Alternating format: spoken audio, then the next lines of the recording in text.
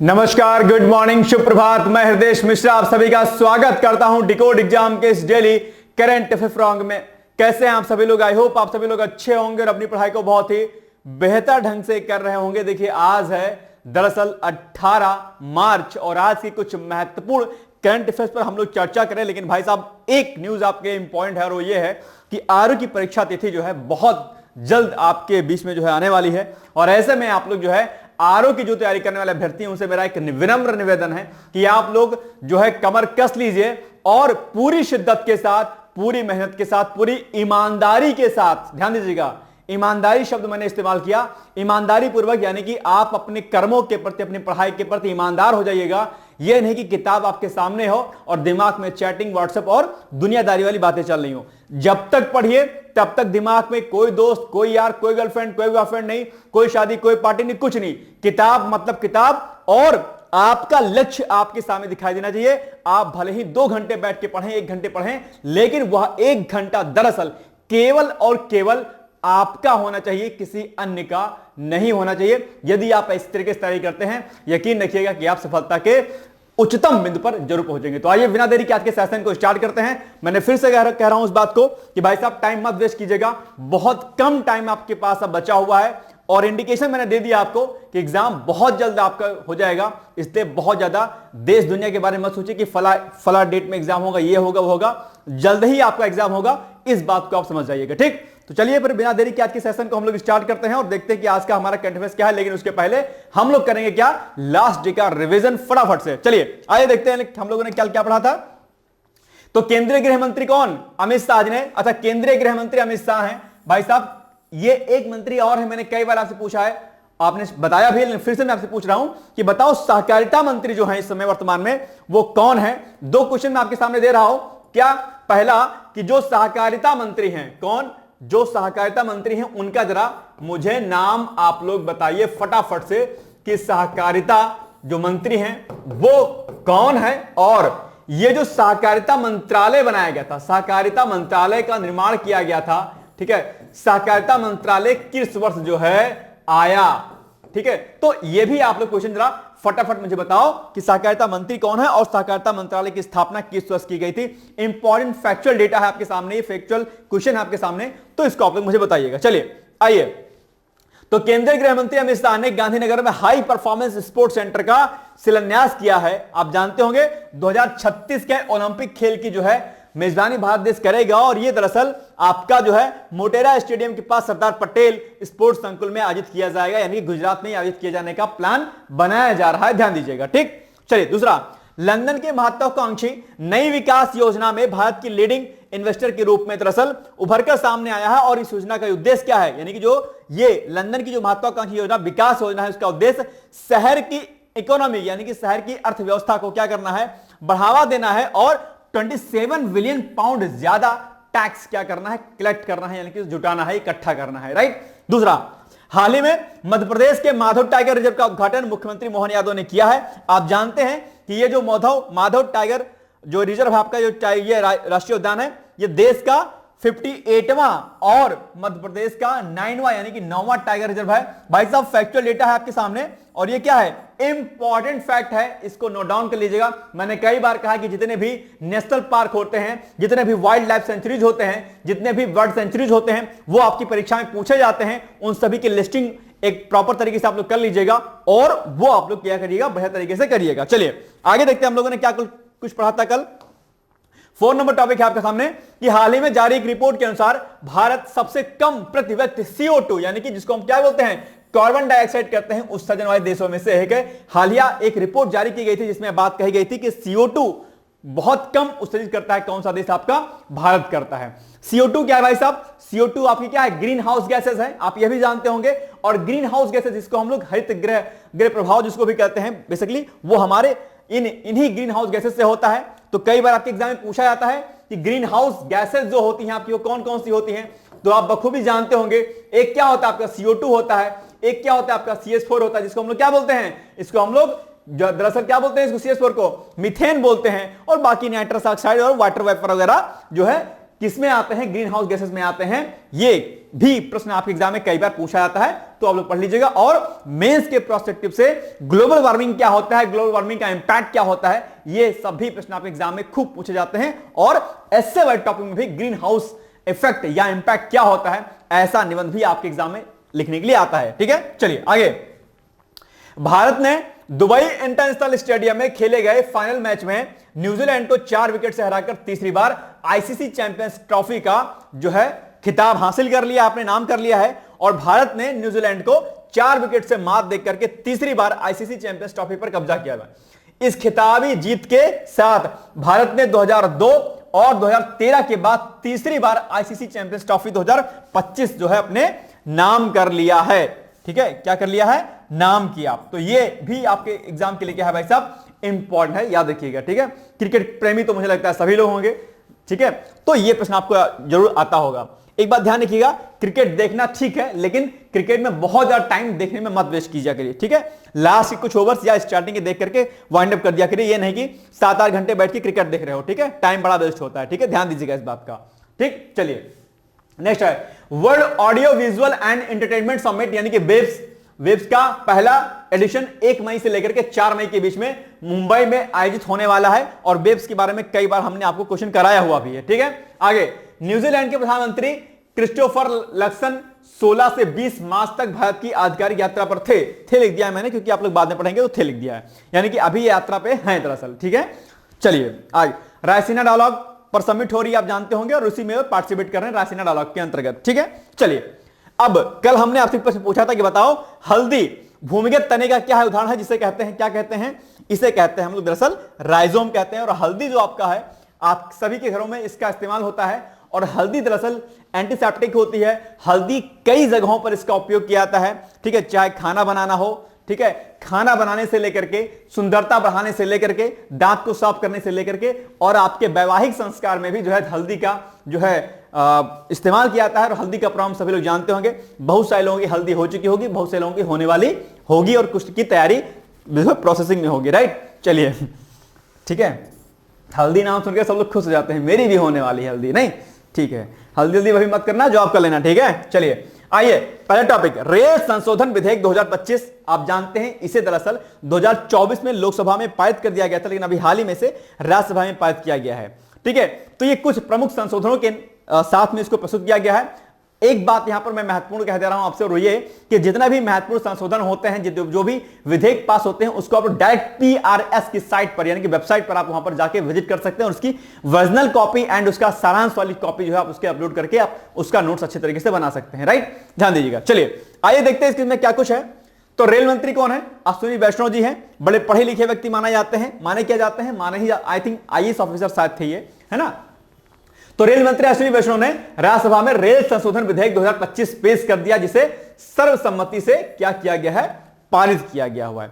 इसके अलावा राज्यसभा में इन्होंने कुछ स्टेटमेंट दिए हैं, उन स्टेटमेंट को आप लोग पढ़ लीजिए, ताकि आपको आइडिया हो जाए कि दरअसल रेलवे ने विगत वर्षों में क्या कुछ जो है उपलब्धि हासिल की हुई है। सबसे बड़ी उपलब्धि जो हासिल की है रेलवे ने, आप जानते होंगे, इलेक्ट्रिफिकेशन का लगभग जो है 100% का जो रिकॉर्ड होने वाला है रेलवे का, कि जहां पर उन्होंने सभी रेलवे लाइन पर इलेक्ट्रिफिकेशन का कार्य पूरा कर लिया है, यानी कि जो बिजली से चलने वाली जो ट्रेनें हैं उनको चला दिया है। आप सभी लोग जानते होंगे।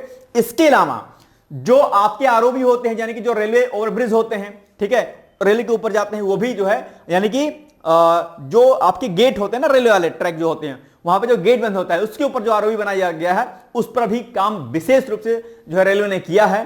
तो अब सभी क्रॉसिंग जो है इससे मुक्त हो गई। आप जानते हो कि इससे दुर्घटनाएं भी होती थी बहुत ज्यादा स्तर पर, और जो है इसके अलावा एक लंबा जाम, ट्रैफिक प्रॉब्लम भी बड़ी समस्या के रूप में सामने आता था। ठीक है, चलिए आइए कुछ पॉइंट्स हम लोग देखते हैं।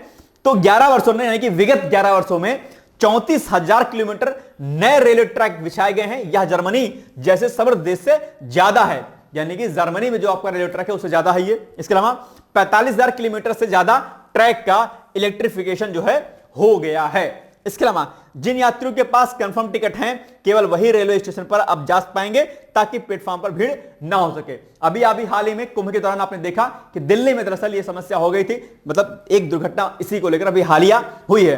तो ये ऐसा इसलिए होता है क्योंकि बहुत सारे लोग बिना टिकट के जाते हैं, ठीक है, प्लेटफॉर्म टिकट वाले भी जाते हैं, बहुत सारे टाइम उसमें वेस्ट होता है। तो ये सब इस पर सरकार ध्यान दे रही है कि वही लोग प्लेटफॉर्म पे जाएंगे जिनके पास कंफर्म टिकट होगा।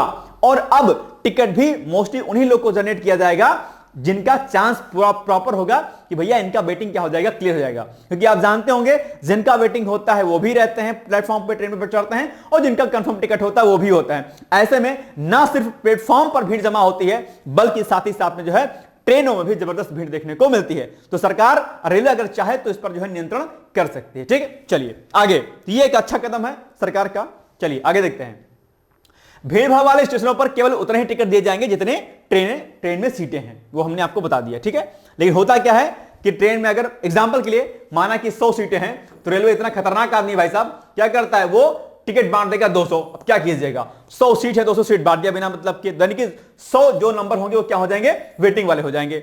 अब 100 सीटें हैं, 100 से ऊपर आपने दे दिया, टिकट दे दिया, तो बेचारे कहां जाएंगे, वेटिंग है, जाना है इनको, बैठेंगे उसी ट्रेन में, तो भीड़ होती है, उसमें चोरी वोरी बहुत सारी समस्याएं देखने को मिलती हैं। राइट, चलिए इसके अलावा सालाना 171 रेल दुर्घटनाएं होती थी, पहले का डेटा दिया गया, लेकिन आज वो घटकर के मात्र 30 हो गई। ये भी अपने आप में उपलब्धि रेलवे की है निश्चित तौर पर, हालांकि इसको भी कम करने की आवश्यकता है, शून्य दुर्घटनाएं हो ऐसा जो है ध्यान रखना चाहिए। इसके अलावा एंटी कोलिजन सिस्टम कवच के लिए जो है 10,000 लोकोमोटिव के लिए टेंडर दिया गया है और 15,000 किलोमीटर पर कवच का काम एक साथ चल भी रहा है। इसके अलावा रेल संशोधन जो विधेयक 2024 वित्तीय वर्ष लोकसभा में पास ऑलरेडी हो चुका है।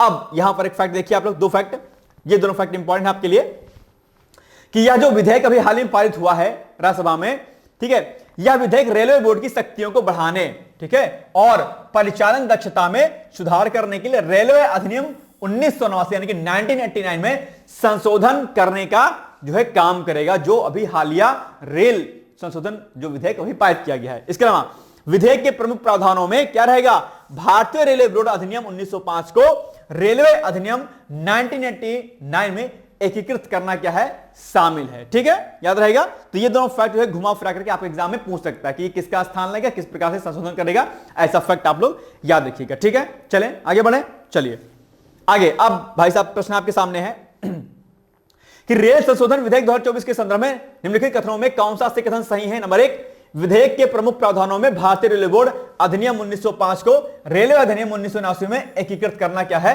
शामिल है। बिल्कुल सही बात है, अभी हमने पढ़ा लास्ट में। दूसरा, यह विधेयक रेलवे बोर्ड की शक्तियों को बढ़ाने और परिचालन दक्षता में सुधार करने के लिए रेलवे अधिनियम 1989 में संशोधन करने का काम करेगा। बिल्कुल सही बात है। ये दोनों पॉइंट दरअसल हमने अभी यहां पर पढ़े हैं, वही दोनों पॉइंट यहां पर नोट डाउन किए गए हैं। दैट्स मींस कि इट्स ए राइट आंसर, यानी कि दोनों कथन आपके क्या है, सही हैं। तो आपका क्या हो जाएगा, सी हो जाएगा आपका सही कथन, यानी कि 1 और 2 दोनों कथन क्या है आपके लिए, सही है। कोई दिक्कत। चलिए आगे बढ़ते हैं। अब अंतर्राष्ट्रीय महिला दिवस के अवसर पर ऑनलाइन जागरूकता कार्यक्रम दरअसल अभी हाल ही में आयोजित किया गया था। आप कहेंगे ठीक है सर, 8 मार्च को तो अंतर्राष्ट्रीय महिला दिवस मनाया था, लेकिन यह जागरूकता कार्यक्रम किसने आयोजित किया था? तो ये जो जागरूकता कार्यक्रम का आयोजन किया गया था वो किया गया था मत्स्य पालन, पशुपालन और डेयरी मंत्रालय ने एक ऑनलाइन जागरूकता कार्यक्रम का आयोजन किया था। ठीक है, याद रहेगा। दूसरा, इस कार्यक्रम का उद्देश्य क्या था, मोटो क्या था? मोटो बड़ा अच्छा था इसका। आप कहेंगे सर क्या था? इसका मोटो था दरअसल कि जो जूनोटिक बीमारियां होती हैं, क्या जूनोटिक बीमारियां, यानी कि जो जूनोटिक डिजीज होती हैं। आप कहेंगे सर जूनोटिक डिजीज क्या होती हैं? तो वो डिजीज जो दरअसल जानवरों से मनुष्यों में फैलती हैं, दैट्स कॉल्ड जूनोटिक डिजीजेस, यानी कि जूनोटिक बीमारियां। याद रहेगा पॉइंट। ये हो सकता है आपके एग्जाम में प्रश्न पूछ ले, यही पूछ ले कि बताओ जूनोटिक बीमारियां ये या जूनोटिक डिजीज क्या होती हैं? आप कहेंगे सर जो जानवरों से सीधे इंसानों में फैलती हैं, दैट्स कॉल्ड जूनोटिक डिजीजेस। याद रहेगा, ये फैक्ट आपके लिए इंपॉर्टेंट है, यहां नोट डाउन कर लीजिएगा। ठीक, तो जो जानवरों से इंसान में फैलती हैं के बारे में जानकारी देना है, यानी कि ये जो मत्स्य पालन, पशुपालन और डेयरी मंत्रालय ने जो ऑनलाइन जागरूकता का जो सम्मेलन किया था, ठीक है, उसका उद्देश्य जूनोटिक बीमारियों के बारे में लोगों को जानकारी प्रदान करना था। याद रहेगा। ठीक है, आगे बढ़ते हैं। यह कार्यक्रम कॉमन सर्विस सेंटर यानी नेटवर्क के जरिए 21 राज्यों और केंद्र शासित प्रदेशों के 2050 स्थानों पर आयोजित किया गया था। ठीक है, लगभग याद रखिएगा। चलिए आगे।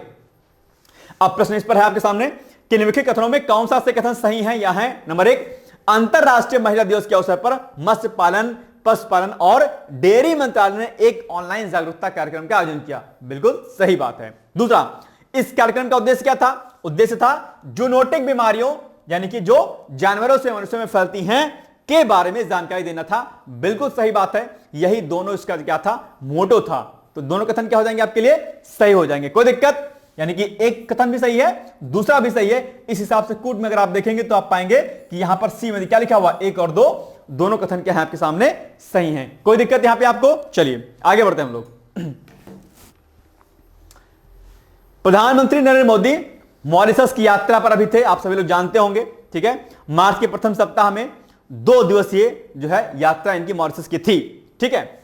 मॉरिशस कभी फ्रांस का उपनिवेश था, आप ये भी जानते होंगे, लेकिन बाद में क्या हुआ, ब्रिटेन के अधीन आ गया था। और अगर हम लोग आधिपत्य की बात करते हैं, यानी कि फ्रांसीसी शासन के दौरान, ठीक है, यानी कि 1700 के दशक में पहली बार भारतीयों को पुदुचेरी क्षेत्र से कारीगर और राजमिस्त्री के रूप में मॉरिशस जो है लाया गया था, ठीक, याद रहेगा। आगे बढ़ते हैं हम लोग। 4 नंबर है, ब्रिटिश शासन के दौरान 1834 से, ठीक है, यानी कि 1834 से लेकर के 1900 की शुरुआत तक लगभग 5 लाख भारतीय अनुबंधित श्रमिक मॉरिशस पहुंचे, जिसमें से 2/3 ने यहीं बसने का क्या कर लिया था, फैसला कर लिया था। आप जानते हो कि मॉरिशस में बड़े स्तर पर जो है भारतीय वहां पर क्या करते हैं, रहते हैं और अपना रोजगार दरअसल वहां पर प्राप्त करते हैं, ठीक है। चलिए बाकी कुछ फैक्ट यहां पर और दिए गए हैं। एक फैक्ट यहां पर आपके लिए, 2 फैक्ट बड़े इंपॉर्टेंट अच्छे हैं कि 1901 में, कि 1901 में महात्मा गांधी दक्षिण अफ्रीका से जब भारत लौटते समय कुछ दिनों के लिए वो मॉरिशस में रुके थे और वहां पे उन्होंने 3 स्टेटमेंट दिए थे। अच्छे क्या कहा था उन्होंने वहां पर, इस दौरान उन्होंने भारतीय श्रमिकों को 3 महत्वपूर्ण संदेश दिया। किसका क्या क्या दिया, नंबर 1 शिक्षा का महत्व, ठीक है, एजुकेशन की वैल्यू क्या होती है। दूसरा राजनीतिक सशक्तिकरण यानी कि पॉलिटिकल इंपावरमेंट। तीसरा और भारत से जुड़े रहने का जो है भाव, फीलिंग, कि भाई आपको भारत से जुड़े रहना है। इस आवश्यकताओं पर क्या किया, गांधी ने बल दिया। और यही पॉइंट क्या हुआ, जो है टच कर गया मॉरिशस को। फिर क्या हुआ, फिर यह हुआ कि गांधी जी के इन विचारों से प्रेरित होकर के मॉरिशस अपना राष्ट्रीय दिवस 12 मार्च को मनाता है, जो संयोग से भारत में ऐतिहासिक दांडी मार्च की वर्षगांठ भी है, ठीक है, याद रहेगा पॉइंट, ये इंपॉइंट है। अच्छा, दांडी मार्च जो है, अभी आ गया पॉइंट।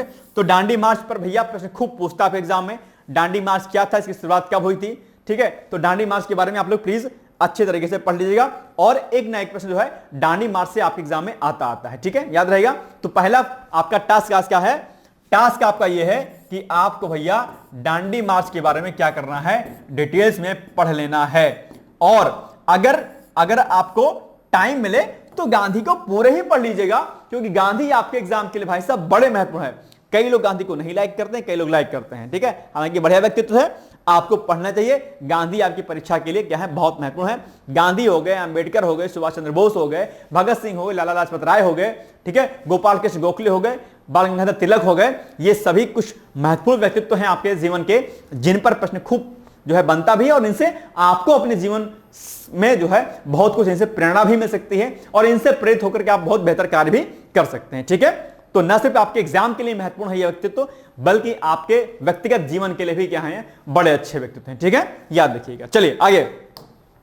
व्यापार और आर्थिक मोर्चे पर भारत 2005 से मॉरिशस के सबसे बड़े व्यापारिक साझेदारों में से एक बना हुआ है अपने आप, यानी कि हमारा जो ट्रेड है वो मॉरिशस के साथ में बढ़िया चल रहा है। आगे 2023-24 में भारत से मॉरिशस को 778.03 मिलियन अमेरिकी डॉलर का निर्यात हुआ, जबकि मॉरिशस से भारत को 73.10 मिलियन अमेरिकी डॉलर का क्या हुआ, आयात हुआ। तो ये डेटा आप लोग जो है, अगर मॉरिशस और भारत के संबंधों पर अगर कभी प्रश्न आपके एग्जाम में आ गया तो आप लोग क्या करिएगा, इन डेटा का इस्तेमाल आप कर सकते हैं। एक स्टूडेंट का मैसेज कमेंट आया था मेरे पास कि सर जो ये डेटा होता है हमारे पास, यानी कि जो ये न्यूज होती है वो बहुत डिटेल्स में रहती है, सर प्लीज कम कराया करें।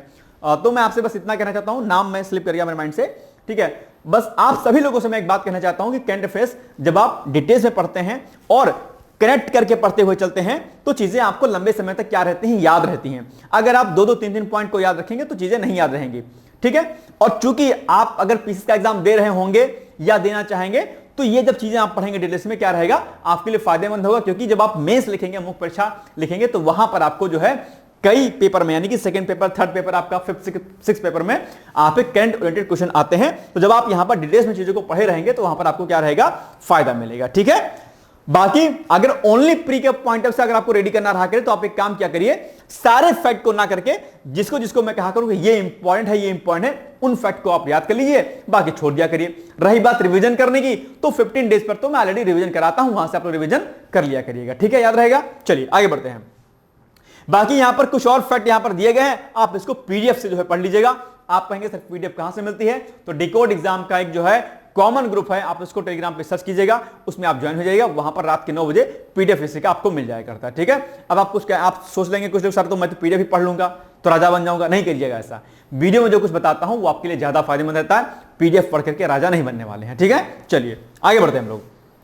बाकी ये कुछ पॉइंट और दिए गए हैं, आप इसको पढ़ लीजिएगा, मॉरिशस के बारे में दिया गया है। ठीक है, चलिए आगे। अब आप लोग बताओ कि निम्नलिखित कथनों में कौन सा से कथन सही है। नंबर 1, प्रधानमंत्री नरेंद्र मोदी प्रथम सप्ताह में 2 दिवसीय राष्ट्रीय यात्रा के लिए मॉरिशस गए थे, बिल्कुल सही बात है। और 2023-24 में भारत से मॉरिशस को 778.03 मिलियन अमेरिकी डॉलर का निर्यात हुआ। और अगर आयात की बात करते हैं तो आयात क्या हुआ, जो है मॉरिशस से भारत को 73.100 मिलियन अमेरिकी डॉलर का आयात हुआ था, याद रहेगा। चलिए, तो भैया दोनों कथन आपके सही हैं, दैट मींस कि सी इज द राइट आंसर। कोई दिक्कत। चलिए आगे, मिशन केसर। केसर एक बहुत फायदेमंद चीज होती है, बड़ा महंगा मिलता है। कई बार मिठाई में लोग कहते हैं कि मैं केसर मिला हुआ है, ये केसर का दूध है, पी लो भैया, झूठ बोलता है। ठीक है, केसर बहुत महंगा होता है और केसर बहुत पौष्टिक होता है, और आप जानते हो कि खासकर जम्मू कश्मीर के एरिया में बहुतायत मात्रा में पाया जाता है। ठीक है, और केसर को निकालना, उसको क्या कहते हैं, शोषित करना अपने आप में बड़ा टास्क होता है, तो केसर बहुत महंगा मिलता है, बहुत एनर्जेटिक होता है। ठीक है, इतना थोड़ा सा केसर जो है ना बड़ा कॉस्टली मिलता है। चलिए, सरकार के मिशन केसर के तहत 2021 से सिक्किम, अरुणाचल प्रदेश और मेघालय में केसर की खेती को बढ़ावा दिया जा रहा है। आप जानते हो कि पूर्वोत्तर के स्टेट है और सरकार पूर्वोत्तर स्टेट के विकास के लिए, डेवलपमेंट के लिए जो है बहुत ज्यादा बड़े स्तर पर जो है काम कर रही है। वर्तमान में अरुणाचल प्रदेश के मेंचुका और सिक्किम के युक्सो में बड़े पैमाने पर केसर की खेती हो रही है। ठीक है, इसके अलावा जल्द ही इसे नागालैंड और मणिपुर तक फैलाने की योजना जो है, ताकि जो है पूर्वोत्तर राज्यों में इससे क्या हो, समृद्धि हो अपने आप में। ठीक है, इसके अलावा इससे यह क्षेत्र जम्मू कश्मीर के पंपोर के बाद भारत का दूसरा सबसे बड़ा केसर उत्पादक जो है क्षेत्र बन सकता है, अगर इस पर ध्यान दिया जाता है।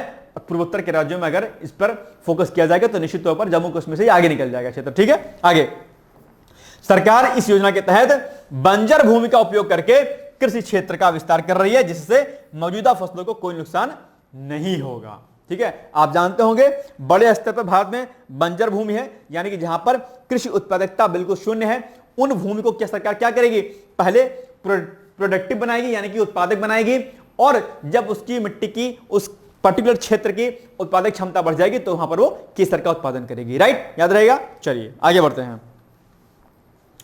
इस महत्वाकांक्षी योजना को आगे बढ़ाने के लिए शिलांग से north east centre for technology application and rich के स्थायी परिसर की आधारशिला भी रखी गई है, ताकि वहां पर सपोर्ट मिल सके। यह संस्थान विज्ञान और प्रौद्योगिकी यानी कि साइंस एंड टेक्नोलॉजी विभाग के डिपार्टमेंट के तहत 2014 में स्थापित किया गया था। तो यह भी आपसे पूछ सकते हैं कि भैया इसकी स्थापना कब की गई थी। इसके अलावा कुछ फैक्ट यहां पर और दिए गए हैं, आप इसको जो है अच्छी तरीके से पढ़ लीजिएगा। ठीक है, चलिए। और आजकल आप जो जान रहे होंगे कि आजकल एग्रीकल्चर में टेक्नोलॉजी का खूब इस्तेमाल किया जा रहा है, चाहे वो आपका जो है ड्रोन सिस्टम से खेती करना हो, ड्रिप इरिगेशन करनी हो, प्रॉपर तरीके से टेक्नोलॉजी का खूब इस्तेमाल किया जा रहा है। ओके, चलिए आगे।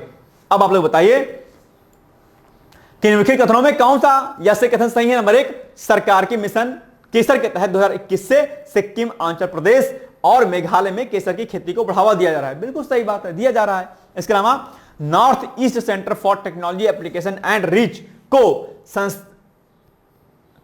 संस्थान विज्ञान और प्रौद्योगिकी विभाग के तहत 2014 में स्थापित किया गया था, बिल्कुल सही बात है। ठीक है, तो यानी कि 1 और 2 दोनों कथन सही, यानी कि सी इज द राइट आंसर। कोई दिक्कत। चलिए आगे बढ़ते हैं। अब आगे है, भारत का सॉफ्टवेयर और आईटी सेवाओं की निर्यात में क्या हुई है, बढ़ोतरी हुई है। यह भी चर्चाओं में है भाई साहब। आप जानते होंगे सरकार आईटी सेक्टर में और सॉफ्टवेयर में जो है काफी तेजी के साथ काम कर रही है, और एआई भी आ रहा है, आप जानते होंगे। तो ऐसे में अभी 2-3 दिन पहले हमने आपको एक न्यूज बताई थी कि आईटी सेक्टर में महिलाओं का जो है प्रतिनिधित्व क्या हो रहा है, बढ़ रहा है, फीमेल्स की संख्या इसमें क्या हो रही है, बढ़ रही है। ये अपने आप में बात के लिए क्या था, बढ़िया बात थी। आप जानते होंगे महिलाओं की जो संख्या 50% के अप्रॉक्स है, लेकिन उसके बाद भी कहीं ना कहीं महिलाएं इकोनॉमी में इतना जो है अपना जो है पार्टिसिपेशन नहीं दे पा रही। सरकार इसके लिए प्रयास कर रही है। गांव से लेकर के शहरों तक अलग अलग योजनाओं के माध्यम से सरकार महिलाओं को सशक्त करने के लिए, उनको जो है इंपावर करने के लिए बड़ी बड़ी योजनाएं बना रही हैं। ठीक है, चलिए आगे। तो भारत का सॉफ्टवेयर और आईटी सेवाओं का जो निर्यात वित्त वर्ष 2023-24 में बढ़कर कितना हो गया है, $200 बिलियन तक पहुंच गया है। यह पिछले वर्ष के $193 बिलियन की तुलना में 3.63% की क्या है, वृद्धि है अपने आप पे। तो ये बड़ा डेटा आपके सामने है कि भैया अब जो है हम लोग सॉफ्टवेयर और आईटी सेक्टर के सर्विसेज में क्या हो रहे, आगे बढ़ रहे हैं, राइट। इसके अलावा इस रिपोर्ट को जो यानी जो रिपोर्ट आई है जिसने इस पॉइंट को लिखा है, इस रिपोर्ट को इलेक्ट्रॉनिक्स और computer software export promotion council ने जारी किया है। तो ये आपसे पूछ सकता है कि इस संबंधित डाटा को निम्नलिखित में से किस ने जारी किया, तो आप बता सकते हैं कि इलेक्ट्रॉनिक्स और computer software export promotion council. ठीक है, चलिए। बाकी रिपोर्ट के अनुसार दक्षिण भारत इस क्षेत्र में सबसे आगे रहा है। ठीक है, और जिसका योगदान $131.1 बिलियन यानी कि 65.55% रहा है।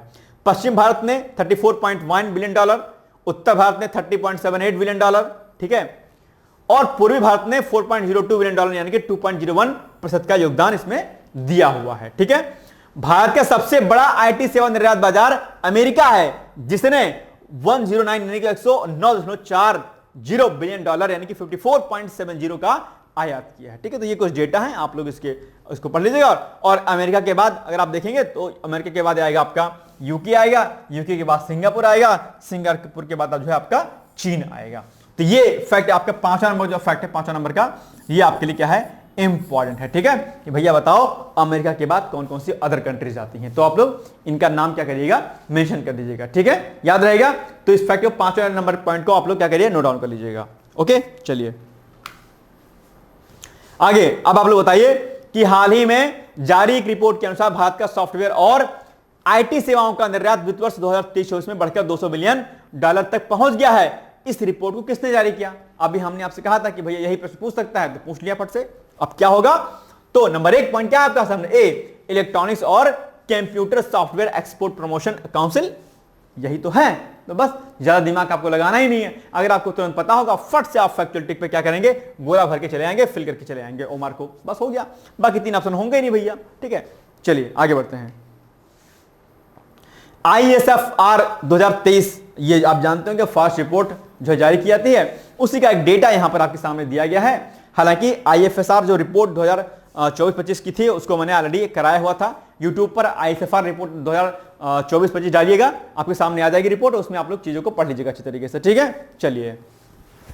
तो हाल ही में जारी ISFR 2023 रिपोर्ट के अनुसार भारत में वन क्षेत्र बढ़कर के कितना हो गया है भैया, 8,27,357 वर्ग किलोमीटर हो गया है, जो देश के कुल भौगोलिक क्षेत्र का 25.17% है। बहुत इंपॉर्टेंट फैक्ट है भाई साहब, तुरंत नोट डाउन कर लीजिएगा, बिना किसी कंफ्यूजन के, बिना किसी लात लपेट के। ठीक है, इंपॉर्टेंट फैक्ट आपके। दूसरा, वन क्षेत्र में यह बढ़ोतरी 2015 में दर्ज कितना आपका जो है बेसिकली कितना है, ये जो डेटा आपके सामने लिखा हुआ है, ठीक है, यानी कि 79,000 वर्ग किलोमीटर यानी कि 24.16 की तुलना में अधिक है।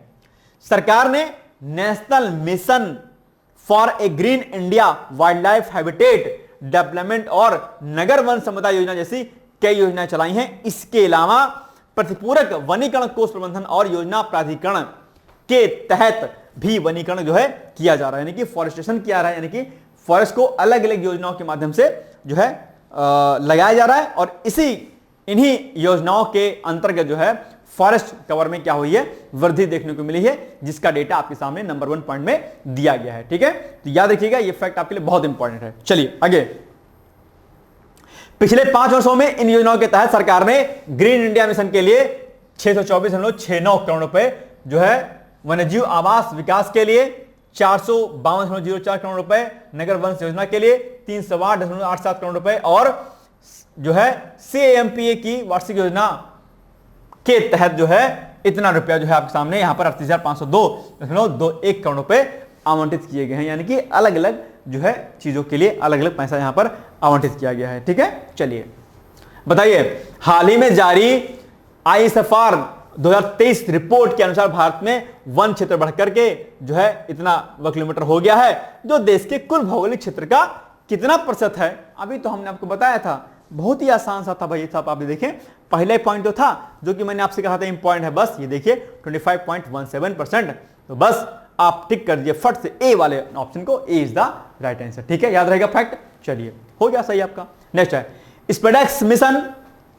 ठीक है, ये के हटा दीजिएगा, हाँ ठीक है, मिशन कर दीजिएगा केवल। ये चर्चाओं में है और इस पर हमने ऑलरेडी आपको प्रश्न जो है कराया हुआ था, अगर आपको स्पेडेक्स मिशन के बारे में अगर आपको पता होगा तो। और भारत की बड़ी उपलब्धि में से ये एक है, निश्चित तौर पर यहां से प्रश्न आपके एग्जाम में आना ही आना है। Very very most important fact आपके लिए है। आइए देखते हैं कि क्या कुछ है इसमें। तो भारतीय अंतरिक्ष अनुसंधान संगठन, जिसको हम क्या बोलते हैं, इसरो बोलते हैं, तो इसरो ने स्पेडेक्स मिशन के 2 सैटेलाइट्स को सफलतापूर्वक क्या कर दिया, अलग कर दिया, यानी कि अनडॉक कर दिया। यानी कि जब 2 सैटेलाइट्स अलग करते हैं, अलग होते हैं, तो उसको क्या बोलते हैं, अनडॉक बोलते हैं। और जब 2 सैटेलाइट मिलते हैं आपस में तो उसको क्या बोलते हैं, डॉकिंग सिस्टम। डॉकिंग और अनडॉकिंग, डॉक और अनडॉक, याद रहेगा, मैंने इसको कराया हुआ आपको प्रश्न। ठीक है, इस सफलता से भविष्य के मिशनों जैसे कि चंद्रयान 4, गगनयान और भारतीय अंतरिक्ष स्टेशन यानी को जो है क्या करेगी, मदद मिलेगी। इसके अलावा स्पेडेक्स यानी कि स्पेस डॉकिंग एक्सपेरिमेंट एक खास मिशन है, जिसमें यह जांचा गया है कि 2 सैटेलाइट्स अंतरिक्ष में कैसे जुड़ सकते हैं, यानी कैसे डॉक कर सकते हैं, यानी कैसे डॉकिंग सिस्टम के तहत जो है जुड़ सकते हैं। याद रहेगा, ये मिशन दरअसल यही है। ठीक है, और फिर अलग यानी कि अनडॉक हो सकते हैं। यानी कि जो स्पेडेक्स मिशन है, इसका उद्देश्य क्या है कि 2 सैटेलाइट किस प्रकार से अलग होते हैं और किस प्रकार से जुड़ते हैं। अलग होने को क्या बोलते हैं, अनडॉकिंग बोलते हैं, जुड़ने को डॉकिंग बोलते हैं। डॉक और अनडॉक, याद रहेगा। चलिए, तो भारत ने अनडॉकिंग में सफलता हासिल कर ली है, राइट, याद रखिएगा। यह तकनीक भविष्य के अंतरिक्ष अभियानों जैसे कि अंतरिक्ष स्टेशन बनाना, सैटेलाइट्स की मरम्मत करना और गहरे अंतरिक्ष मिशन जो है क्या है, भेजने के लिए जरूरी है। इसरो ने SDX-01 और SDX-02 नाम के 2 सैटेलाइट्स को 30 दिसंबर 2024 को PSLV C60 रॉकेट से श्रीहरिकोटा से लॉन्च किया था। यह फैक्ट आपके लिए क्या है, इंपॉर्टेंट है, इसको आप क्या करिएगा, नोट कर लीजिएगा। ठीक है, पूछ लेगा कि भैया कब इसको लॉन्च किया गया, 2024 में, याद रहेगा। इसके बाद फिर क्या हुआ, 16 जनवरी 2025 को इसरो ने इन दोनों सैटेलाइट्स को सफलतापूर्वक आपस में क्या कर दिया, जोड़ दिया। पहले अलग हो गया, फिर बाद में जोड़ दिया, जिससे भारत अमेरिका, रूस और चीन के बाद दुनिया का 4था देश बन गया जिसने यह सब तकनीकी जो है हासिल कर ली है। और यह फैक्ट आपके लिए बहुत क्या है, इंपॉर्टेंट भैया, कि स्पेडेक्स मिशन को जो है सफलतापूर्वक जिसने पूरा कर लिया है, तो इसमें भारत किस स्थान पर है, आप कहेंगे सर 4थे स्थान पर। प्रथम स्थान पर आपका अमेरिका है, दूसरे पर रूस है, तीसरे पर चीन है और चौथे पर आपका सुंदर सा प्यारा सा देश कौन सा है, भारत है। याद रहेगा पॉइंट, डॉकिंग और अनडॉकिंग भी याद रहेगा। सैटेलाइट जब आपस में जुड़ते हैं तो डॉकिंग और जब अलग होते हैं तो अनडॉकिंग, राइट। चलिए बताइए, फिर 31 मार्च 2025 को इसरो ने इन दोनों सैटेलाइट्स को सफलतापूर्वक अलग कर दिया, जिससे यह साबित हो गया कि भारत जटिल अंतरिक्ष अभियानों को संभाल सकता है। यानी कि पहले जोड़ा फिर इसको अलग कर दिया। तो पहले क्या किया, ठीक है। चलिए नेक्स्ट है UR राव सैटेलाइट सेंटर और अन्य इसरो केंद्रों ने मिलकर स्पेडेक्स मिशन को विकसित किया हुआ है। ठीक, चलिए ये इतना इंपॉर्टेंट नहीं है, चलो आगे। अब आप लोग बताइए कि स्पेडेक्स के संदर्भ में यानी कि स्पेस डॉकिंग एक्सपेरिमेंट के संदर्भ में निम्नलिखित कथनों में कौन सा सेक्शन सही नहीं है, रॉन्ग स्टेटमेंट आपसे क्या है पूछा है। याद रखिएगा, यहां पर कंफ्यूजन में नहीं रहिएगा। ठीक है, चलिए। तो स्पेडेक्स एक खास मिशन है जिसमें यह जांचा गया है कि 2 सैटेलाइट्स अंतरिक्ष में कैसे जुड़ते हैं और फिर कैसे अलग होते हैं। हां बिल्कुल सही बात है, यही तो है। दूसरा, इसरो ने SDX-01 और SDX-02 नाम के 2 सैटेलाइट्स को 30 दिसंबर 2022 को PSLV 660 रॉकेट से श्रीहरिकोटा से लॉन्च किया था। सही पॉइंट है क्या? नहीं सही पॉइंट। आप कहेंगे सर क्यों? यहां पर क्या लिखा है, बहुत छोटा सा फैक्चुअल चेंज है। यहां पर 2022 लिखा हुआ है, ये 2022 नहीं होगा, क्या होगा 2024 होगा। इसलिए दूसरा वाला कथन क्या आपका गलत है। और आपसे क्या पूछा था कि कौन सा कथन सही नहीं है, तो बस दूसरा वाला सही नहीं है। तो केवल 2 कहां पर है, बी वाले में है। तो बी वाले कोड को क्या करिएगा, सही टिक करके चले जाइएगा, यानी कि गोला फिल करके चले जाइएगा। एकदम सही है ना, ठीक है, कोई दिक्कत? चलिए, भैया जी लोग ध्यान दीजिएगा, सही नहीं है, इसमें खूब गलती आप लोग करते हैं, ठीक है। बड़े ध्यानपूर्वक स्टेटमेंट को पढ़ने का प्रयास कीजिएगा। ओके, चलिए आगे। ब्लू कॉलर जॉब्स में बस 20% की महिलाएं जो है अभी शामिल हो रही है। एक डेटा जो है अभी सामने आया हुआ है, एक रिपोर्ट आई हुई, उसके सामने कहा गया है ब्लू कॉलर जॉब्स, ये इकोनॉमिक्स में आप लोगों ने पढ़ा होगा, ठीक है।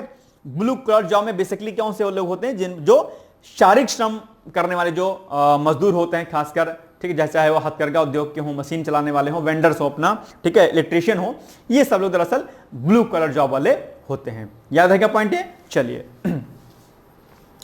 तो जॉब प्लेटफॉर्म इंडीड, ठीक है, ये है, आप जानते होंगे इंडीड को। इंडीड की रिपोर्ट के अनुसार देश में ब्लू कॉलर जॉब्स में 20% जो है क्या है, महिलाएं हैं। यानी कि जो काम हाथ से होता है, मशीन से होता है खासकर, ठीक है, जैसे इलेक्ट्रीशियन आपके हो गए, वेंडर्स आपके हो गए, ये लोग, ये जो इस प्रकार के जो कार्य होते हैं, इन कार्य में जिसको हम लोग ब्लू कॉलर जॉब बोलते हैं, इन प्रकार के कार्यों में 20% महिलाएं जो हैं शामिल हैं। याद रहेगा। चलिए आगे। रिटेल और हेल्थ केयर में महिलाओं का प्रतिनिधित्व 32% है, जो कि सबसे क्या है, ज्यादा है।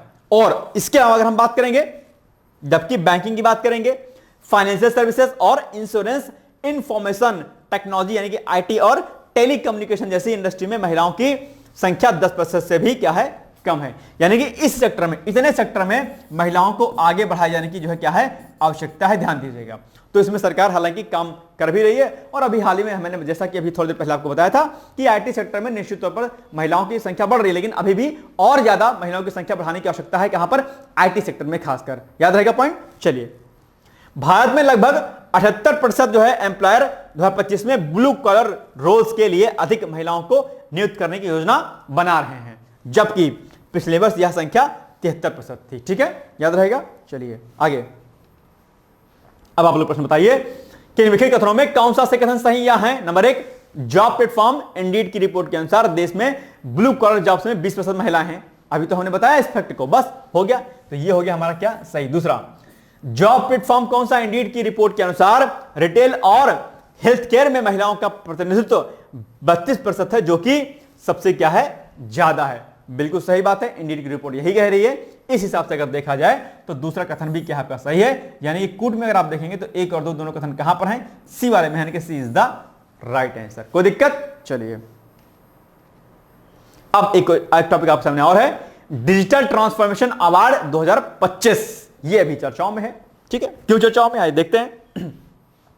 तो भी हाल ही में क्या हुआ है, आरबीआई को, जिसको हम लोग क्या बोलते हैं, रिजर्व बैंक ऑफ इंडिया बोलते हैं। ठीक है, ठीक है। तो भारतीय रिजर्व बैंक को दरअसल क्या किया गया है, सेंट्रल बैंकिंग लंदन के द्वारा, किसके द्वारा, ये फैक्ट याद रखिएगा, सेंट्रल बैंकिंग लंदन के द्वारा डिजिटल ट्रांसफॉर्मेशन अवार्ड 2025 से सम्मानित किया गया है। आप जानते होंगे आरबीआई दरअसल व्यापक स्तर पर डिजिटलाइजेशन को सपोर्ट कर रहा है और अपने कर्मचारियों को, अधिकारियों को दरअसल डिजिटलाइजेशन के क्षेत्र में आगे बढ़ा रहा है, ताकि वो सशक्त हो सके इस फील्ड में खासकर। ठीक है, तो आरबीआई को प्रवाह और सारथी डिजिटलीकरण पहल के लिए चुना गया है। इससे केंद्रीय बैंक में पेपर का इस्तेमाल कम हुआ है। भाई सिंपल सी बात, अगर आप जो है डिजिटलाइजेशन को बढ़ाएंगे तो जो पेपर वर्क होगा आपका क्या हो जाएगा, कम हो जाएगा। तो इसी चीजों को जो है देखा जो है एक संस्था ने, और उन्होंने क्या किया, इसको प्रमोट करते हुए आरबीआई को प्रसिद्ध किया।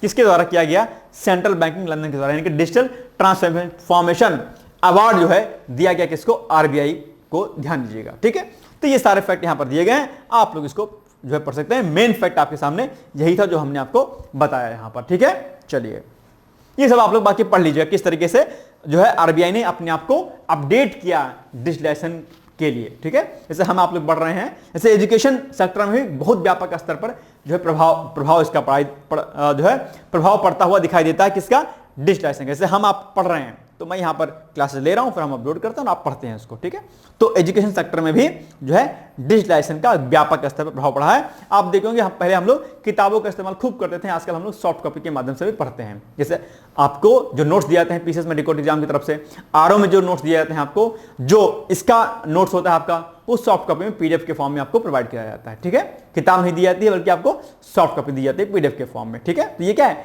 डिजिटलाइजेशन का ही क्या है, अपने आप में एक अच्छा जो है उदाहरण है। ठीक है, चलिए आगे। हाल ही में भारतीय रिजर्व बैंक को निम्नलिखित में से किस संस्था के द्वारा डिजिटल ट्रांसफॉर्मेशन अवार्ड 2025 से सम्मानित किया गया, central banking London, IMF, WTO, इनमें से कोई नहीं। सिंपल सी बात है भाई साहब, अभी तो हमने आपको बताया था किससे, सेंट्रल बैंकिंग लंदन की तरफ से। ठीक है, चलो अब आपके सामने एक प्रश्न है, लेकिन उसके पहले आपके लिए छोटी सी सूचना है, और वो ये है कि अगर आपका लक्ष्य आरओ का होगा, पीसीएस का होगा, तो अभी भी आपके सामने क्या है, टाइम है, अभी भी आप अपनी तैयारी को बढ़िया तरीके से कर सकते हैं। पीसीएस की तैयारी में अगर आपको कोई दिक्कत होगी या आपको पीसीएस के कोर्स में एडमिशन लेना होगा, तो आप चाहें तो मेरे कॉन्टेक्ट नंबर पर आप कॉन्टेक्ट कर सकते हैं, और क्या क्या प्रोग्राम पीसीएस में चल रहे हैं वो भी मैं आपको एक बार थोड़ा सा बता देता हूं। लेकिन उसके पहले नंबर मैं आपको यहां पर नोट डाउन करा दे रहा हूं, ताकि आपको याद है कि किस नंबर पर हमें कॉन्टेक्ट करना है। ये मेरा नंबर है 86044009, ठीक है, 09201, क्या 8604409201। यहां पर जो है आप पीसीएस से संबंधित कोई भी जानकारी, यूपीएससी से संबंधित कोई जानकारी मुझसे प्राप्त कर सकते हैं। पीसीएस के अलग अलग कोर्सेज में एडमिशन ले सकते हैं। आप कहेंगे सर पीसीएस के कौन कौन से कोर्स चल रहे हैं, आपको मैं थोड़ा सा हाईलाइट यहां पर कर दे रहा हूं। पीसीएस का एक चल रहा है टेस्ट सीरीज, हमारा पीसीएस का टेस्ट सीरीज चल रहा है। इसमें हम लोग 12,000 प्लस प्रश्नों के माध्यम से आपको टेस्ट कराएंगे, जो कि टेलीग्राम पर चलेगा। एक दिन में एक टॉपिक 25 क्वेश्चन, अगले दिन 2 टॉपिक से 50 क्वेश्चन। संडे को आपका करंट अफेयर्स का जो क्या करेगा, क्या रहेगा, आपका करंट अफेयर्स का टेस्ट होगा। ध्यान दीजिएगा, topic wise day to day जो है टॉपिक आपके डिवाइड रहेंगे, और उसी टॉपिक को आपको रेडी करना है, अगले दिन उसका आपको टेस्ट दे देना है। ठीक है, तो 12,000 प्लस प्रश्न आपको कराए जाएंगे। इसके अलावा इसमें 10 फुल लेंथ टेस्ट होंगे, और 5 जो है आपके सीसीएट के टेस्ट भी इसमें शामिल रहेंगे।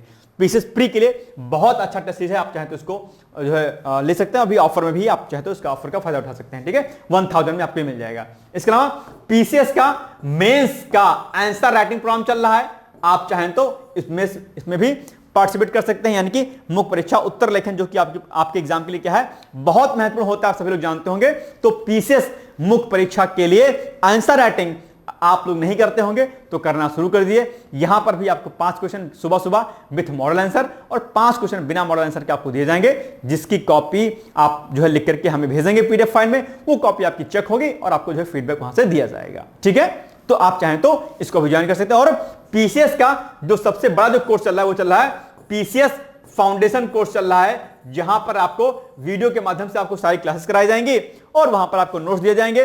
प्री के टेस्ट सीरीज आपको, मेंस के टेस्ट सीरीज आपको, डेली आंसर राइटिंग प्रैक्टिस आपकी, डेली क्विज आपका, इसके अलावा जो है आपको बाइलिंगुअल फॉर्म में आपको नोट्स, ये सभी सुविधाएं दी जाएंगी। मेंटरशिप दी जाएगी, प्री का प्रीवाई क्विज, मेंस का प्रीवाई क्विज कराया जाएगा। ओवरऑल समग्र रूप से आपको तैयारी कराई जाएगी पीसीएस की। तो पीसीएस कोर्स में भी आप एडमिशन हमारे ले सकते हैं, उसमें भी अभी ऑफर चल रहा है, और इसके लिए डायरेक्टली जो है आप मुझसे इस नंबर पर संपर्क कर सकते हैं, क्या 8604409201। इसके अलावा आरओ एआरओ के बहुत सारे कोर्सेज हमारे चल रहे हैं। आरओ का टेस्ट सीरीज, आरओ का प्री, आरओ का मेंस, आरओ का फाउंडेशन कोर्स, आरओ का हिंदी और निबंध सब चल रहा है। उसके लिए भी आप चाहें तो इस नंबर पर संपर्क कर सकते हैं, या फिर जो ऑफिस के नंबर जो दिए गए हैं, जो कि आपको स्टार्टिंग में स्लाइड में जो दिया गया है नीचे नंबर 63 करके, उस नंबर पर आप व्हाट्सएप कर सकते हैं। ठीक है, ये सूचना आपको दे दी मैंने, जो कि आपके लिए इंपॉर्टेंट है। चलिए अब आप लोग एक प्रश्न का उत्तर दीजिएगा कि बताओ निम्नलिखित में से कौन भारत की सबसे पुरानी पर्वत श्रृंखला है। तो हिमालय, अरावली, सतपुड़ा, नीलगिरी। बहुत आसान सा प्रश्न है, लेकिन जो नए अभ्यर्थी होंगे शायद वो नहीं जानते होंगे, तो इसका उत्तर आप लोग मुझे बताइए, कल मैं आपको बता दूंगा इसका उत्तर। ठीक है, चलिए तो ये हो गया हमारा आज का महत्वपूर्ण करंट अफेयर्स। हम लोग बाकी मिलेंगे कल, तब तक आप लोग पढ़ते रहिए, मस्त रहिए, व्यस्त रहिए। मेरी तरफ से बहुत सारी शुभकामनाएं हैं। All the best and thank you so much. Bye bye, take care. दोस्तों, क्या आप पीसीएस अधिकारी बनना चाहते हैं? यदि हाँ, तो डिकोड एग्जाम लेकर आया है यूपी पीसीएस फाउंडेशन कोर्स 2025। यह एक ऑल इन वन कोर्स है, जिसमें प्रीलिम्स मेंस दोनों ही परीक्षाओं के लिए वीडियो लेक्चर, एनसीईआरटी और standard books based bilingual notes उपलब्ध कराया जा रहा है। इस कोर्स में प्री और मेंस के सभी प्रीवियस ईयर क्वेश्चंस पेपर भी वीडियो लेक्चर के माध्यम से कोर्स में सम्मिलित होंगे। साथ ही साथ में कोर्स का कंटेंट गुणवत्तापूर्ण होने के साथ ही साथ एग्जाम ओरिएंटेड है, जिससे कोर्स लेने वाले स्टूडेंट्स को कोई भी बाहरी पुस्तक या नोट्स पढ़ने की आवश्यकता न पड़े। इस कोर्स में प्रीलिम्स और मेंस के टेस्ट सीरीज तथा आंसर राइटिंग प्रोग्राम भी शामिल है, जिसके साथ ही साथ टेलीग्राम ग्रुप में रेगुलर टॉपिक वाइज टेस्ट कराए जाएंगे। इसके साथ ही सीसेट, निबंध तथा सामान्य हिंदी की अतिरिक्त कक्षाएं भी चलाई जाएंगी, तथा हमारे कोर्स से परीक्षा में सफल होकर इंटरव्यू देने वाले विद्यार्थियों को इंटरव्यू की भी तैयारी कराई जाएगी, और अंतिम परिणाम कुछ भी हो, पूरी फीस उन्हें रिवार्ड के स्वरूप जो है वापस कर दी जाएगी, तथा अगले बैच में उन्हें निःशुल्क प्रवेश प्रदान किया जाएगा। उल्लेखनीय है कि डिकोड एग्जाम एक संस्थान के रूप में 5 वर्ष के अपने सफल कार्यकाल में अब तक 55 से अधिक विद्यार्थियों को विभिन्न परीक्षाओं में अंतिम सफलता दिलाने में अपना सफल योगदान दे चुका है। इस कोर्स की फीस 15,000 रुपये निर्धारित की गई है, लेकिन पहले प्रवेश लेने वाले 100 विद्यार्थियों को 3,000 रुपये की विशेष छूट दी जा रही है। और अधिक जानकारी के लिए हमारे संस्थान के नंबर 6307495944 पर संपर्क करें।